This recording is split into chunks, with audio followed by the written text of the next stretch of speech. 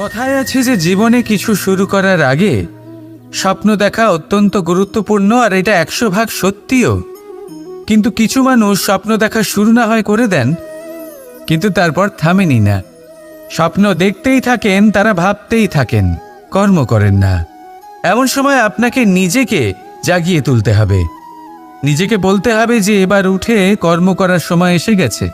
কারণ আপনারা যদি অত্যাধিক বিচার করতে থাকেন, স্বপ্ন দেখতে থাকেন, তাহলে উঠে কিছুই করতে পারবেন না। আপনি শুধু একটা কাজ করুন, উঠে কর্ম করা আরম্ভ করে দিন।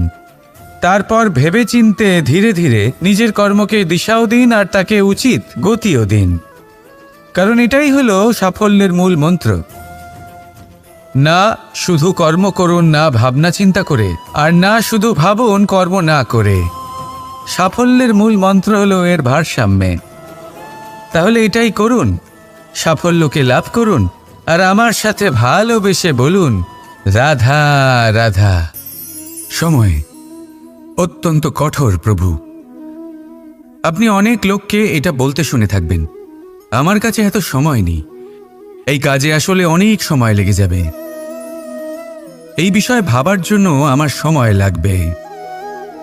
আচ্ছা, আমি আপনাকে একটা কথা বলে রাখি, যদি আপনি এটা নিশ্চিত করার জন্য বেশি সময় নিয়ে ফেলেন যে আপনার কি করা উচিত, তাহলে সময় এটা নিশ্চয়ই করে নেবে যে আপনার সাথে কি করা যেতে পারে। কারণ এই সময় কিন্তু অত্যন্ত কঠোর। যতক্ষণ আপনার সাথে রয়েছে এর সমাদর করতে শিখুন, এর সম্মান করতে শিখুন, এর সদ্ব্যবহার করতে শিখুন। যদি এরকম না করেন, তাহলে এই সময়ের নিজেকে আর আপনাকে বদলাতে অধিক সময় লাগবে না। তাহলে আসুন, এবার সময় এসে গেছে ভালোবেসে বলার রাধা রাধা। কি হলো, মন খারাপ? জীবনের সমস্যার বিষয়ে ভাবছেন যে কেন সমগ্র সংসারের সমস্ত কষ্ট, সমস্ত সমস্যা আমার ঝুলিতেই এসে জড়ো হলো। সবাই এটাই ভাবেন। চলুন, আমি আপনাকে বিচার বিবেচনা করতে বাধ্য করছি। ভাবুন ঝিনুকের পেটের ভেতর কাকরের এই যন্ত্রণা, ঝিনুককে তা কেন ভোগ করতে হয়? বটবৃক্ষের বীজ মাটিতে 7 হাত নিচে অন্ধকারে ঘেরা থাকে কেন? সংসারের সবচেয়ে তীক্ষ্ণ জ্বালা সূর্যকেই জ্বালায় কেন? কারণ ঝিনুকের মধ্যে সেই ক্ষমতা রয়েছে মুক্ত জন্ম দেওয়ার। বটবৃক্ষের বীজেই সেই বল রয়েছে যে সে সংসারের সবচেয়ে দৃঢ় বৃক্ষ হতে পারে। সূর্যের মধ্যে সেই ক্ষমতা রয়েছে যে সে নিজে জ্বলে এই ব্রহ্মাণ্ডকে প্রকাশ দিতে পারে। সেই জন্য জীবনে যখনই বিপদ আসবে, সমস্যা আসবে, তখন নিজেকে বোঝান যে প্রকৃতি আপনাকে এই জন্য চয়ন করেছে, কারণ প্রকৃতি এটাই ভাবে যে এই পরিস্থিতিতে সর্বশ্রেষ্ঠ ফলাফল আপনিই বের করতে পারবেন। রাধা রাধা। জীবনে লক্ষ্য লাভ কি করে করতে হয়? কেউ বলবে বন্ধুদের সাহায্যে, কেউ বলবে প্রেমের সাহায্যে, কেউ বলবে নিরন্তর চেষ্টা করলে, কেউ বলবেন পরিশ্রম করলে, কেউ বলবেন ঈশ্বরের আশীর্বাদে, ইত্যাদি ইত্যাদি। আমি আপনাকে বুঝিয়ে বলি, এই যেমন ত্রিলোক আছে, অর্থাৎ 3 লোক আছে, যাকে সঞ্চালন করে ত্রিদেব বা 3 জন দেবতা। সেইভাবে নিজের লক্ষ্যে পৌঁছানোর জন্য 3টি ভাবের প্রয়োজন পড়ে। প্রথম ভাব হলো স্বপ্ন দেখা। আপনি যদি স্বপ্ন দেখতে শুরু না করেন, তাহলে সেখানে পৌঁছতেই পারবেন না। তারপর আপনাকে দৃঢ় সংকল্প নিয়ে সেই পথ যেমনই হোক তাতে চলতে হবে। এ হলো দ্বিতীয় ভাব, দৃঢ় সংকল্প। আর তৃতীয় ভাব হলো সেই লক্ষ্যের যাত্রা পূর্ণ করার জন্য প্রতিবদ্ধ হওয়া। তাই যদি আপনি স্বপ্ন দেখতে পারেন, দৃঢ় সংকল্প দ্বারা পথ যতই কঠিন হোক না কেন তাতে চলতে পারেন, আর সেই লক্ষ্য লাভের যাত্রা পূর্ণ করার জন্য প্রতিবদ্ধ হতে পারেন, তাহলে আপনি নিশ্চিত রূপে আপনার লক্ষ্য লাভ করতে পারবেন। তাই আপনি এটাই করুন, আর আমার সাথে ভালোবেসে বলুন রাধা রাধা। এই পাথর দেখছেন আপনি, নদীর তলদেশে পাওয়া যায়। প্রয়াস করতে থাকে যাতে নদীর জল প্রবাহকে আটকাতে পারে। আটকাতে কি পারে? কখনোই নয়, বরং তার ধারালো কোণাগুলো মসৃণ হয়ে যায়। এবার এ থেকে কি শিক্ষা পাওয়া যায়? এর থেকে এটাই শিক্ষা পাওয়া যায় যে ব্যক্তি দৃঢ়তার সাথে জীবনে শুধু আগে এগোতে থাকেন না থেমে, তিনি না শুধু নিজের লক্ষ্য প্রাপ্তি করতে পারেন, বরং নিজের পথের সমস্ত বাধার অস্তিত্বই পাল্টে দিতে পারেন। তাহলে আপনি কি হতে চাইবেন? সেই ব্যক্তি যিনি নিজের বাধাকে দূরে ঠেলে আগে এগোতে পারেন, নাকি সেই ব্যক্তি যিনি অন্য কারোর পথে বাধা হয়ে থেকে তার নিজের অস্তিত্বই হারিয়ে ফেলেন? সিদ্ধান্ত হলো আপনার। রাধা রাধা। ঈশ্বর আমাদের হাত প্রদান করেছেন, হাত যা জড়ো করা হয় প্রণাম করার জন্য, ঊর্ধ্বগামী হয় প্রার্থনার জন্য। এই হাত যার দ্বারা আমরা খাবার খাই, ফসল উৎপাদন করি। কিন্তু এই হাতের দ্বারা সবথেকে শ্রেষ্ঠ কাজ কি হতে পারে? সেবা। আগে হ্যাঁ, সেই হাত যা সামনে এগিয়ে আসে সেবা করার জন্য, যে সেবা করে তাদের যারা দুঃখে থাকেন, নিরাশ হয়ে থাকেন, যারা সেবা করেন তাদের যারা কিনা দরিদ্র। সেই হাত হলো সব থেকে অধিক মহান। ঈশ্বরকে দীনবন্ধু বলা হয়ে থাকে, কারণ যারা দুঃখী হন, নিরাশ হন, দরিদ্র হন, ঈশ্বর তাদের সাহায্য করেন, তাদের সহায়ক হন, তাদের মধ্যে ঈশ্বর বাস করে। তাই আপনারা যদি এটাই করেন, যারা দুঃখে আছেন, নিরাশ হয়ে আছেন, যাদের সাহায্যের প্রয়োজন রয়েছে, যদি আপনি তাদের সাহায্য করেন, তাহলে আপনি এমন এক চৈতন্য লাভ করবেন যে আপনি তৃপ্ত হয়ে উঠবেন। তাহলে সবার সেবা করুন আর আমার সাথে ভালোবেসে বলুন, রাধা রাধা। জীবনের পঞ্চমহাতত্ত্বের মধ্যে পঞ্চম তত্ত্ব অগ্নি। অগ্নি যা জ্বালাতে সাহায্য করে, কিন্তু তা উত্তাপও প্রদান করে। নিশ্চিত রূপে অগ্নি আমাদের জ্বালিয়ে দিতে পারে, কিন্তু আপনি কি কখনো এটা ভেবে দেখেছেন যে আগুন, তাকে নিজেকে কতটা জ্বলতে হয়, তাকে নিজেকে কতটা তাপ সহ্য করতে হয়? ও নিজে জ্বলে আমাদের উত্তাপ প্রদান করার জন্য, ও নিজে জ্বলে আমাদের ঊর্জা দেবার জন্য, আমাদের আলো দেবার জন্য, অন্ধকারে পথ দেখানোর জন্য, শত্রুর সাথে মোকাবিলা করার জন্য আমাদের সাহায্য করে, নিজে জ্বলে। যখন আমরা কোনো দেবতার জন্য যজ্ঞ করি, তখন দেবতার ভোজন গ্রহণ করার নিমিত্ত হয় এই অগ্নি। কত কিছু ওকে সহ্য করতে হয় আমাদের এত কিছু দেবার জন্য। আপনিও আগুনের মতো হয়ে উঠুন, নিজে কষ্ট সহ্য করুন অন্যকে সাহায্য করার জন্য, তাদের জীবন উদ্ধার করার জন্য, নিজের প্রিয়জনের জন্য, নিজের পরিবারের জন্য, নিজের মাতা পিতার জন্য, এই সমাজের জন্য। নিজে কষ্ট সহ্য করুন, প্রকাশের কেন্দ্রবিন্দু হয়ে উঠুন আর সকলকে পথ প্রদর্শন করুন, সবাইকে পথ দেখান। যেদিন আপনি আগুনের মতো হয়ে উঠবেন, সেই দিন ঠিক যেমন অগ্নিকে পুজো করা হয়, আপনিও সেইভাবে পূজনীয় হয়ে উঠবেন। যেমন সকল শুভকর্মে, সকল যজ্ঞে, সকল পুজোতে অগ্নিকে স্মরণ করা হয়, সেইভাবেই সকল শুভকর্মে আপনাকেও স্মরণ করা হবে। আর যেদিন আপনি এরকম হয়ে উঠবেন, সেই দিন জীবনের বাস্তব মর্ম কি আপনি তা বুঝতে পারবেন। তাহলে আসুন আর আমার সাথে ভালোবেসে বলুন, রাধা রাধা। পিতা আর পুত্রের সম্পর্ক অত্যন্ত মধুর হয়ে থাকে।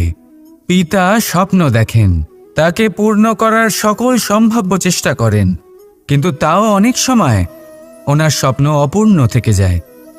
তখন পিতা ভাবেন যে স্বপ্ন উনি পূর্ণ করতে পারেননি, ওনার সন্তান তা অবশ্যই পূরণ করবে। যে স্থানে উনি কখনো পৌঁছতে পারেননি, সেই স্থানে ওনার পুত্র অবশ্যই পৌঁছবে। পিতা নিজের সন্তানের ভবিষ্যৎ নিয়ে সেই স্বপ্ন দেখেন, আর যখন সেই সন্তান সামনে এগোতে থাকে, তখন তার দুঃখ হয় না, বরং গর্ব হয়। ওনার ভালো লাগে এটা দেখে যে ওনার সন্তান অনেক উন্নতি করছে। কিন্তু যখন সন্তান নিজের অভিভাবকের শক্তি দেখে, তার যশ দেখে হিংসা করতে থাকে, সমস্যা সেইখানেই শুরু হয়।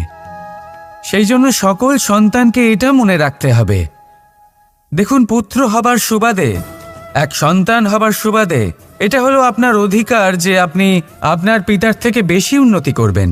আপনার পিতাও এটাই চান, কিন্তু সুস্থভাবে এটা করুন। একটা রেখা টেনে নিন যাতে আপনি তাতে এগোতে পারেন আর আপনার পিতার তাতে গর্ববোধ হয়, আর সেই বিষয়ে দুঃখ না হয় যে আমার সন্তান আমাকেই ছোট করার চেষ্টা করছে। ইতিহাস সাক্ষী রয়েছে, যে মানুষ অন্য কাউকে ছোট করার চেষ্টা করেছেন সেই মানুষই ছোট হয়ে গেছেন। আর আমার মনে হয় না আপনি এটা চান, কারণ কোনো একদিন আপনিও কারোর পিতা হবেন। আসুন আমার সাথে ভালোবেসে বলুন, রাধা রাধা। করুণা, করুণা সেই অনুভূতি যার থেকে সংসারের সমস্ত অনুভূতির জন্ম হয়। আর এই সমগ্র সংসার মায়ের থেকে জন্ম নেয়। মাই সেই ব্যক্তি যিনি করুণার সাগর। সন্তানকে দেখেই উনি বুঝে যান যে তার বিড়ম্বনা কিসের, তার কিসের প্রয়োজন। সন্তানের চোখে যদি উনি জল দেখেন, সেটা দেখেই উনি বুঝে যান যে সন্তানের শরীরের কোন অংশে সে আঘাত পেয়েছে। সন্তানের কিছু না বলা সত্ত্বেও মা বুঝে যান যে আজ আহারে সন্তান কি খেতে চায়। ইনি হলেন মা। মা করুণার সবথেকে বড় রূপ। আর আজকের যুগে মানুষেরা জীবনে একটু এগিয়ে গেলেই মাকে পেছনেই ফেলে আসে, মাকে ভুলেই যায় তারা। এই ভুল আপনি কখনোই করবেন না, কখনোই করবেন না। কারণ মা সেই করুণা যে আপনার জীবন থেকে চলে গেলে তারপরে আপনি জীবন অবশ্যই যাপন করবেন, কিন্তু কখনোই জীবন বাঁচতে পারবেন না। তারপরে আপনার জীবন থেকে আপনার এই মূল্যায়ন, আপনার জীবন থেকে করুণার এই অনুভূতি, সেটাও আপনি হারিয়ে ফেলবেন। আপনার মা সব থেকে গুরুত্বপূর্ণ। যদি মাকে হারিয়ে ফেলেন তাহলে বুঝবেন সব হারিয়ে ফেলেছেন। তাই মাকে সর্বদাই মনে রাখবেন, সর্বদাই তাকে ভালোবাসুন। আর আমার সাথে বলুন, রাধা রাধা। পাদুকা, খড়ম আমাদের জীবনে কতটা গুরুত্বপূর্ণ হয়।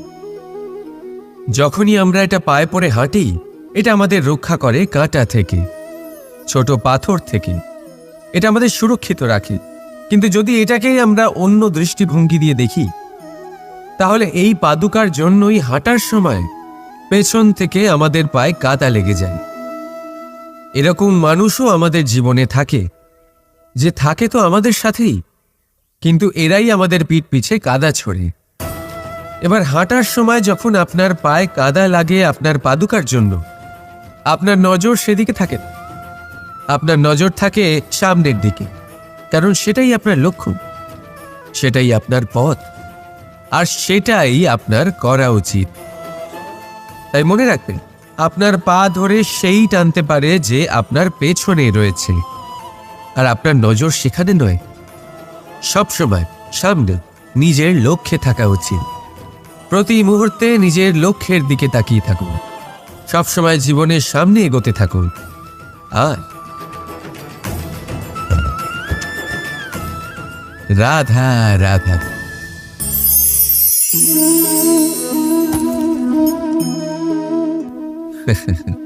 আপনি কি কখনো কোনো গাছের গায়ে পাথর ছুঁড়ে মেরেছেন?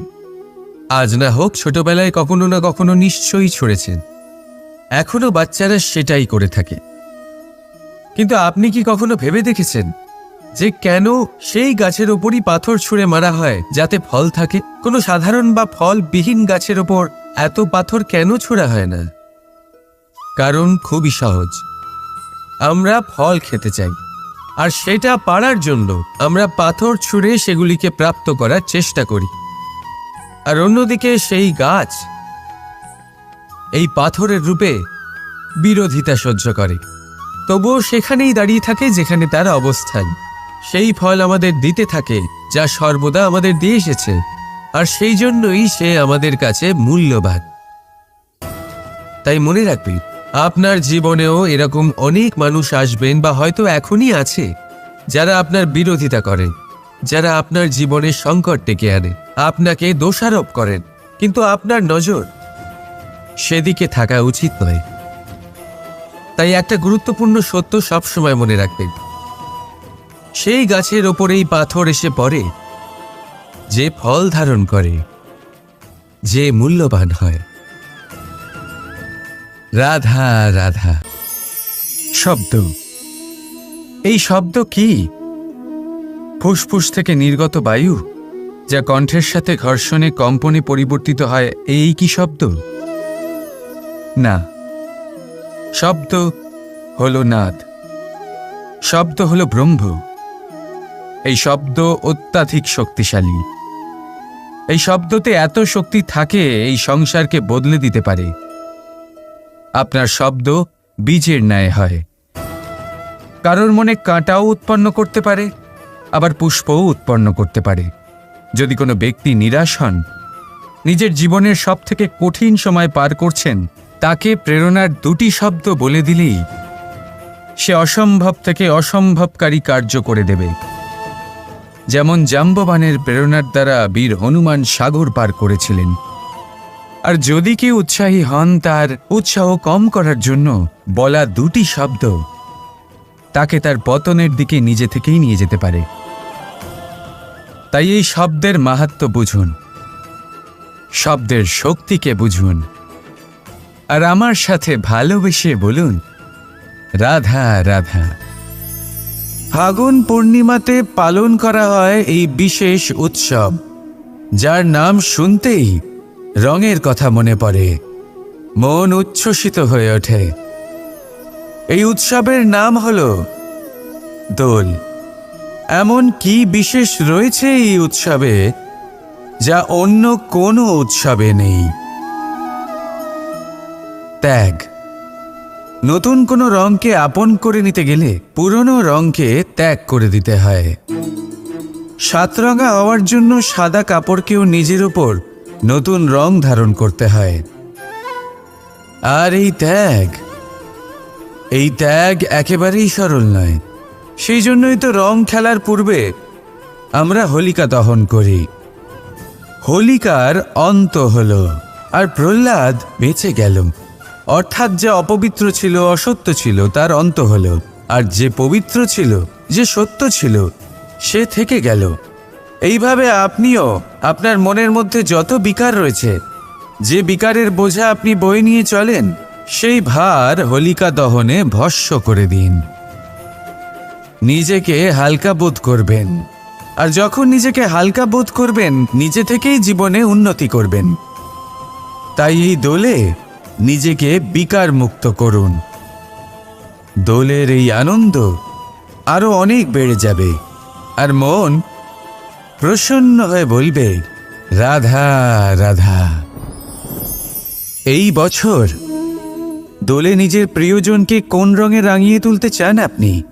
লাল, সবুজ, হলুদ, নীল, সাতরঙা, অনেক রং রয়েছে। আমাকে জিজ্ঞেস করলে আমি বলবো এই বছরও ওই রঙেই খেলবো যে রং দিয়ে আমি ছোটবেলা থেকে আজ পর্যন্ত খেলে এসেছি, প্রেমের রং। প্রেমের এই রং যা হয়তো দেখা যায় না, কিন্তু যখন এই প্রেমের রং গায়ে লাগে তখন সব রঙই ভালো লাগে। প্রেম যাতে কোনো রং অশুভ মনে হয় না, সবই ভালো মনে হয়। এটা হলো সেই প্রেম যার জন্য আমি প্রেমের দেবতা হয়েছি।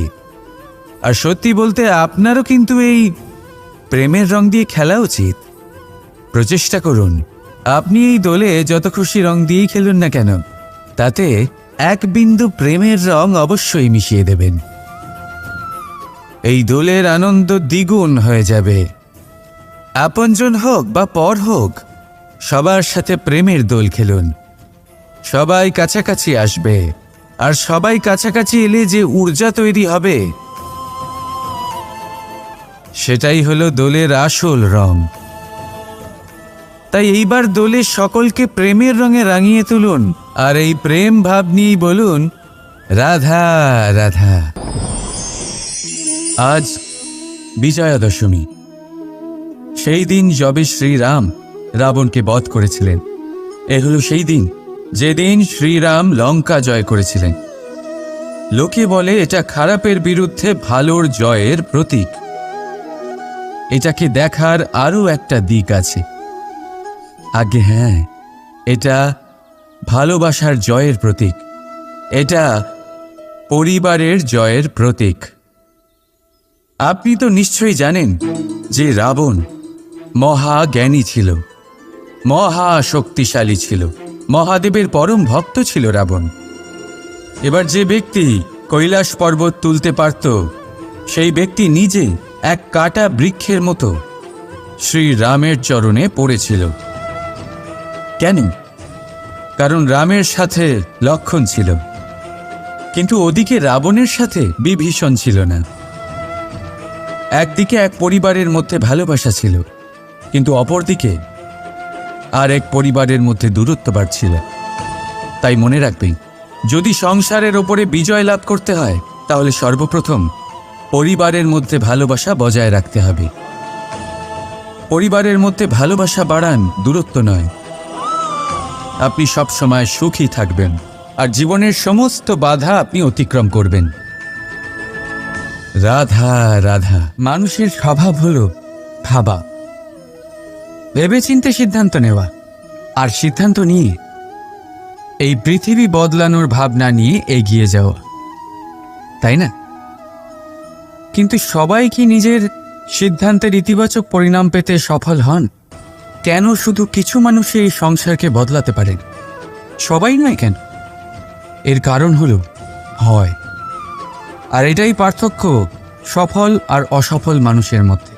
সফল তারাই হন যারা নিজের ভাবনা আর সিদ্ধান্ত দিয়ে এই সংসার বদলে দেন, আর অসফল তারাই হন যারা এই সংসারের ভয়ে নিজের ভাবনা, নিজের সিদ্ধান্ত বদলে ফেলেন। তাই যদি এই পৃথিবীতে আপনি কিছু বদলাতে চান, তাহলে নিজের লক্ষ্য অবধি পৌঁছবার পথটা বদলান, নিজের ভাবনা আর নিজের সিদ্ধান্ত নয়। রাধা রাধা। আমাদের মধ্যে অনেকেই এই ভাবনায় বিলীন থাকি যে আমাদের নিজের জীবনে আপেক্ষিক সুখ আর সুবিধা কখনো প্রাপ্তি হয়নি, কারণ ভাগ্যে এই নির্ধারিত আছে, কারণ আমরা এমন পরিবেশে জন্ম নিয়েছি। কিন্তু আপনার জন্ম কি আপনার নিয়তি নির্ধারণ করে? কিছুটা হলেও করে। যেমন বৃষ্টির ফোঁটা যখন মেঘ থেকে জন্ম নেয়, তখন তার প্রারম্ভিক কাজ ধরাতলে পড়া, কিন্তু সে ধরাতলে কোথায় পড়ছে সেটা নিশ্চিত করবে তার ভবিষ্যৎ কি হবে। কলা পাতায় পড়লে কর্পূরের মতো উবে যায়, শক্তির মুখে পড়লে মুক্তয়ে পরিণত হয়, যদি বিষধর পান করে তা বিষ হয়ে যায়। জলকণা এক আর পরিণতি তিন। তাই পরিণতি আমাদের জন্ম নয়, আমাদের চয়ন নির্ধারিত করে। এই জন্য নিজের চয়ন ভেবেচিন্তে নির্ধারিত করুন। রাধা রাধা। যত্র নারীস্তে পূজ্যতে রমন্তে তত্র দেবতা। অর্থাৎ যেখানে নারীকে পুজো করা হয় সেখানে দেবতা বিরাজ করেন। আমরা এসব মানি, কিন্তু পালন কতটা করি? এবার আপনারা বলবেন, আমরা মেয়েদের সবার সামনে সম্মান করি, তার জন্মদিনে অথবা বিবাহ বার্ষিকীতে তাদের উপহার দিই, ইত্যাদি ইত্যাদি, কিন্তু এটা কি যথেষ্ট? এবার ভাবুন, একজন নারী নিজের স্বামীর জন্য, নিজের পিতার জন্য, নিজের পুত্রের জন্য, নিজের ভাইয়ের জন্য কি না করেন, আর আমরা তাকে কি শুধুমাত্র একটা উপহার দিয়ে সন্তুষ্ট করতে পারি? নারীদের স্বর্ণ অলংকারের কোনো প্রয়োজন নেই, দামি বস্ত্রেরও প্রয়োজন নেই। তার চাই আপনার থেকে সম্মান, সকলের সামনেও এবং একান্তেও। তার চাই আপনার সময়, আপনার স্নেহস্পর্শ, আর একটু চেষ্টা, যাতে আপনি তাকে বোঝাতে পারেন যে হ্যাঁ, আপনার জীবনে ওনার স্থান আছে, সমান অংশ আছে। তখনই আপনি বলতে পারবেন, যত্র নারীস্তে পূজ্যতে রমন্তে তত্র দেবতা। রাধা রাধা। অনেক সময় আপনি আপনার মাতা পিতা, আপনার হিতৈষী বা আপনার শুভাকাঙ্ক্ষীর মুখে এটা শুনে থাকবেন যে ওর ওপর কুনজর পড়েছে, ওর কুনজর শোধন করো, এইটা করো না, না হলে কুনজর পড়বে, এরম সাজসজ্জা করো না, ওটা পড়ো না, পড়লে কুনজর পড়ে যাবে। আর কেউ কেউ এই কুদৃষ্টি দূরীকরণের উপাচারও করে। লঙ্কা পুড়িয়ে ধোয়া দেন, প্রদীপের আগুনে কুদৃষ্টি দূর করেন, কালো টিকা লাগান, আরো কত কিছু করেন। ঠিক আছে, কিন্তু আমি কুনজর মানি না। আমি মনে করি যদি মন পবিত্র হয় তাহলে কোনো কুনজর আপনার কোনো রকম ক্ষতি করতে পারবে না। ঝড় এলেও শুধুমাত্র সেই বাড়ি ধুলোয় ধূসরিত হয় যার জানলার আবরণ দুর্বল। ঘূর্ণিঝড়ও কেবল সেই দেওয়ালই ভাঙতে পারে যার ভিত অত্যন্ত দুর্বল। আর আপনার ব্যক্তিত্বের ভিত হল আপনার চিন্তাধারা, আপনার দর্শন। একই পরিস্থিতি, একই স্থান, একই ঘটনাকে আপনি ধনাত্মক রূপেও গ্রহণ করতে পারেন, ঋণাত্মক রূপেও গ্রহণ করতে পারেন। সিদ্ধান্ত আপনার। এই সংসারকে যেভাবে চাইবেন সেভাবেই পাবেন। এই জন্য মনে রাখবেন, নিজের দৃষ্টি নয়, দৃষ্টিভঙ্গির খেয়াল রাখুন। কারণ বলা হয়ে থাকে এই সংসারে কুনজরের উপাচার আছে, কিন্তু কুদৃষ্টিভঙ্গির নেই। তাই প্রেম ভরে বলুন রাধা রাধা। কথায় আছে যে জীবনে কিছু শুরু করার আগে স্বপ্ন দেখা অত্যন্ত গুরুত্বপূর্ণ, আর এটা 100% সত্যিও। কিন্তু কিছু মানুষ স্বপ্ন দেখা শুরু না হয় করে দেন, কিন্তু তারপর থামেনি না।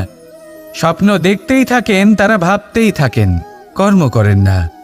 এমন সময় আপনাকে নিজেকে জাগিয়ে তুলতে হবে, নিজেকে বলতে হবে যে এবার উঠে কর্ম করার সময় এসে গেছে। কারণ আপনারা যদি অত্যাধিক বিচার করতে থাকেন, স্বপ্ন দেখতে থাকেন, তাহলে উঠে কিছুই করতে পারবেন না। আপনি শুধু একটা কাজ করুন, উঠে কর্ম করা আরম্ভ করে দিন। তারপর ভেবেচিন্তে ধীরে ধীরে নিজের কর্মকে দিশাও দিন, আর তাকে উচিত গতিও দিন। কারণ এটাই হলো সাফল্যের মূল মন্ত্র। না শুধু কর্ম করুন না ভাবনা চিন্তা করে, আর না শুধু ভাবুন কর্ম না করে। সাফল্যের মূল মন্ত্র হলো এর ভারসাম্যে।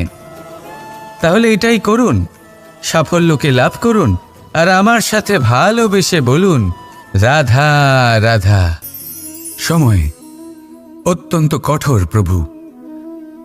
আপনি অনেক লোককে এটা বলতে শুনে থাকবেন, আমার কাছে এত সময় নেই, এই কাজে আসলে অনেক সময় লেগে যাবে, এই বিষয়ে ভাবার জন্য আমার সময় লাগবে। আচ্ছা, আমি আপনাকে একটা কথা বলে রাখি, যদি আপনি এটা নিশ্চিত করার জন্য বেশি সময় নিয়ে ফেলেন যে আপনার কি করা উচিত, তাহলে সময় এটা নিশ্চয়ই করে নেবে যে আপনার সাথে কি করা যেতে পারে। কারণ এই সময় কিন্তু অত্যন্ত কঠোর। যতক্ষণ আপনার সাথে রয়েছে এর সমাদর করতে শিখুন, এর সম্মান করতে শিখুন, এর সদ্ব্যবহার করতে শিখুন। যদি এরকম না করেন, তাহলে এই সময়ের নিজেকে আর আপনাকে বদলাতে অধিক সময় লাগবে না। তাহলে আসুন, এবার সময় এসে গেছে ভালোবেসে বলার রাধা রাধা। কি হলো, মন খারাপ? জীবনের সমস্যার বিষয়ে ভাবছেন যে কেন সমগ্র সংসারের সমস্ত কষ্ট, সমস্ত সমস্যা আমার ঝুলিতেই এসে জড়ো হলো। সবাই এটাই ভাবেন। চলুন, আমি আপনাকে বিচার বিবেচনা করতে বাধ্য করছি। ভাবুন ঝিনুকের পেটের ভেতর কাঁকড়ের এই যন্ত্রণা, ঝিনুককে তা কেন ভোগ করতে হয়? বটবৃক্ষের বীজ মাটিতে 7 হাত নিচে অন্ধকারে ঘেরা থাকে কেন? সংসারের সবচেয়ে তীক্ষ্ণ জ্বালা সূর্যকেই জ্বালায় কেন? কারণ ঝিনুকের মধ্যে সেই ক্ষমতা রয়েছে মুক্ত জন্ম দেওয়ার। বটবৃক্ষের বীজেই সেই বল রয়েছে যে সে সংসারের সবচেয়ে দৃঢ় বৃক্ষ হতে পারে। সূর্যের মধ্যে সেই ক্ষমতা রয়েছে যে সে নিজে জ্বলে এই ব্রহ্মাণ্ডকে প্রকাশ দিতে পারে। সেই জন্য জীবনে যখনই বিপদ আসবে, সমস্যা আসবে, তখন নিজেকে বোঝান যে প্রকৃতি আপনাকে এই জন্য চয়ন করেছে, কারণ প্রকৃতি এটাই ভাবে যে এই পরিস্থিতিতে সর্বশ্রেষ্ঠ ফলাফল আপনিই বের করতে পারবেন। রাধা রাধা। জীবনে লক্ষ্য লাভ কি করে করতে হয়? কেউ বলবে বন্ধুদের সাহায্যে, কেউ বলবে প্রেমের সাহায্যে, কেউ বলবে নিরন্তর চেষ্টা করলে, কেউ বলবেন পরিশ্রম করলে, কেউ বলবেন ঈশ্বরের আশীর্বাদে, ইত্যাদি ইত্যাদি। আমি আপনাকে বুঝিয়ে বলি, এই যেমন ত্রিলোক আছে, অর্থাৎ 3 লোক আছে, যাকে সঞ্চালন করে ত্রিদেব বা 3 জন দেবতা। সেইভাবে নিজের লক্ষ্যে পৌঁছানোর জন্য 3টি ভাবের প্রয়োজন পড়ে। প্রথম ভাব হলো স্বপ্ন দেখা। আপনি যদি স্বপ্ন দেখতে শুরু না করেন তাহলে সেখানে পৌঁছতেই পারবেন না। তারপর আপনাকে দৃঢ় সংকল্প নিয়ে সেই পথ যেমনই হোক তাতে চলতে হবে। এ হলো দ্বিতীয় ভাব, দৃঢ় সংকল্প।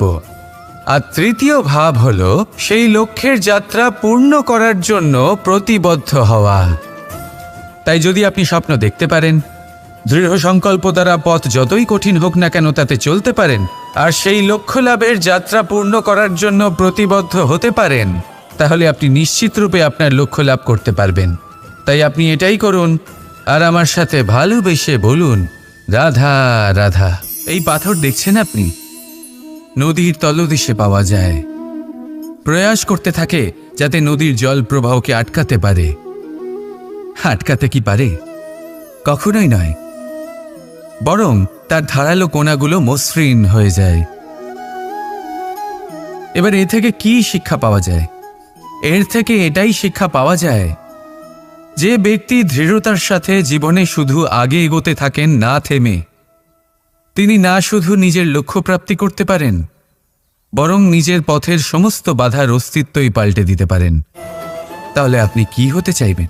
সেই ব্যক্তি যিনি নিজের বাধাকে দূরে ঠেলে আগে এগোতে পারেন, নাকি সেই ব্যক্তি যিনি অন্য কারোর পথে বাধা হয়ে থেকে তার নিজের অস্তিত্বই হারিয়ে ফেলেন? সিদ্ধান্ত হলো আপনার। রাধা রাধা। ঈশ্বর আমাদের হাত প্রদান করেছেন, হাত যা জড়ো করা হয় প্রণাম করার জন্য, ঊর্ধ্বগামী হয় প্রার্থনার জন্য। এই হাত যার দ্বারা আমরা খাবার খাই, ফসল উৎপাদন করি। কিন্তু এই হাতের দ্বারা সবথেকে শ্রেষ্ঠ কাজ কি হতে পারে? সেবা। আগে হ্যাঁ, সেই হাত যা সামনে এগিয়ে আসে সেবা করার জন্য, যে সেবা করে তাদের যারা দুঃখে থাকেন, নিরাশ হয়ে থাকেন, যারা সেবা করেন তাদের যারা কিনা দরিদ্র। সেই হাত হলো সব থেকে অধিক মহান। ঈশ্বরকে দীনবন্ধু বলা হয়ে থাকে, কারণ যারা দুঃখী হন, নিরাশ হন, দরিদ্র হন, ঈশ্বর তাদের সাহায্য করেন, তাদের সহায়ক হন, তাদের মধ্যে ঈশ্বর বাস করে। তাই আপনারা যদি এটাই করেন, যারা দুঃখে আছেন, নিরাশ হয়ে আছেন, যাদের সাহায্যের প্রয়োজন রয়েছে, যদি আপনি তাদের সাহায্য করেন, তাহলে আপনি এমন এক চৈতন্য লাভ করবেন যে আপনি তৃপ্ত হয়ে উঠবেন। তাহলে সবার সেবা করুন আর আমার সাথে ভালোবেসে বলুন, রাধা রাধা। জীবনের পঞ্চমহাতত্ত্বের মধ্যে পঞ্চম তত্ত্ব অগ্নি। অগ্নি যা জ্বালাতে সাহায্য করে, কিন্তু তা উত্তাপও প্রদান করে।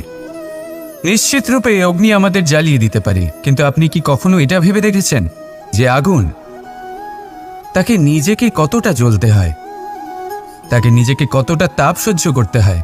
ও নিজে জ্বলে আমাদের উত্তাপ প্রদান করার জন্য, ও নিজে জ্বলে আমাদের ঊর্জা দেবার জন্য, আমাদের আলো দেবার জন্য, অন্ধকারে পথ দেখানোর জন্য, শত্রুর সাথে মোকাবিলা করার জন্য আমাদের সাহায্য করে, নিজে জ্বলে। যখন আমরা কোনো দেবতার জন্য যজ্ঞ করি, তখন দেবতার ভোজন গ্রহণ করার নিমিত্ত হয় এই অগ্নি। কত কিছু ওকে সহ্য করতে হয় আমাদের এত কিছু দেবার জন্য।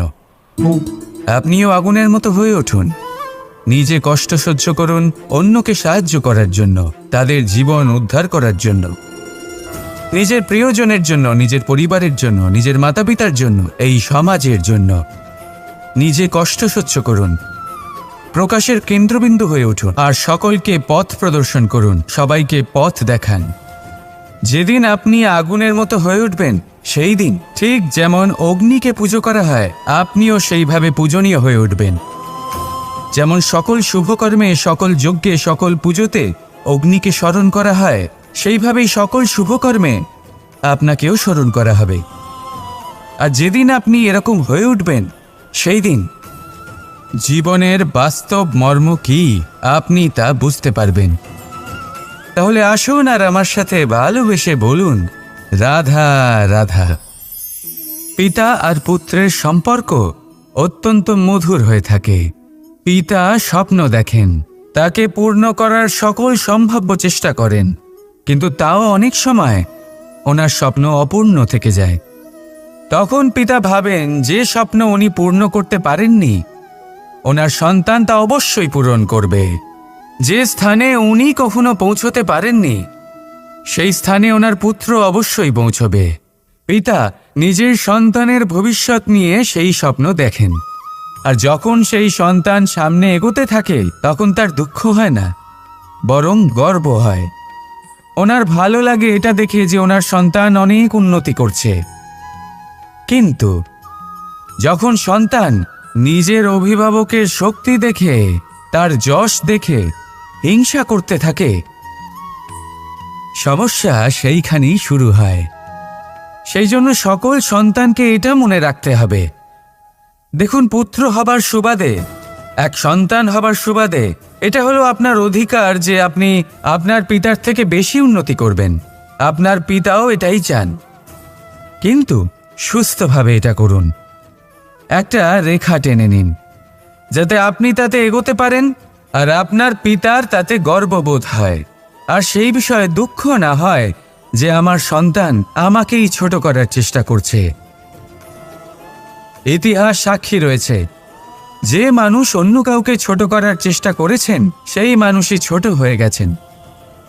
আর আমার মনে হয় না আপনি এটা চান, কারণ কোনো একদিন আপনিও কারোর পিতা হবেন। আসুন আমার সাথে ভালোবেসে বলুন, রাধা রাধা। করুণা, করুণা সেই অনুভূতি যার থেকে সংসারের সমস্ত অনুভূতির জন্ম হয়, আর এই সমগ্র সংসার মায়ের থেকে জন্ম নেয়। মাই সেই ব্যক্তি যিনি করুণার সাগর। সন্তানকে দেখেই উনি বুঝে যান যে তার বিড়ম্বনা কিসের, তার কিসের প্রয়োজন। সন্তানের চোখে যদি উনি জল দেখেন, সেটা দেখেই উনি বুঝে যান যে সন্তানের শরীরের কোন অংশে সে আঘাত পেয়েছে। সন্তানের কিছু না বলা সত্ত্বেও মা বুঝে যান যে আজ আহারে সন্তান কি খেতে চায়। ইনি হলেন মা। মা করুণার সবথেকে বড় রূপ। আর আজকের যুগে মানুষেরা জীবনে একটু এগিয়ে গেলেই মাকে পেছনেই ফেলে আসে, মাকে ভুলেই যায় তারা। এই ভুল আপনি কখনোই করবেন না, কখনোই করবেন না, কারণ মা সেই করুণা যে আপনার জীবন থেকে চলে গেলে তারপরে আপনি জীবন অবশ্যই যাপন করবেন, কিন্তু কখনোই জীবন বাঁচতে পারবেন না। তারপরে আপনার জীবন থেকে আপনার এই মূল্যায়ন, আপনার জীবন থেকে করুণার এই অনুভূতি, সেটাও আপনি হারিয়ে ফেলবেন। আপনার মা সব থেকে গুরুত্বপূর্ণ। যদি মাকে হারিয়ে ফেলেন তাহলে বুঝবেন সব হারিয়ে ফেলেছেন। তাই মাকে সর্বদাই মনে রাখবেন, সর্বদাই তাকে ভালোবাসুন। আর আমার সাথে বলুন, রাধা রাধা।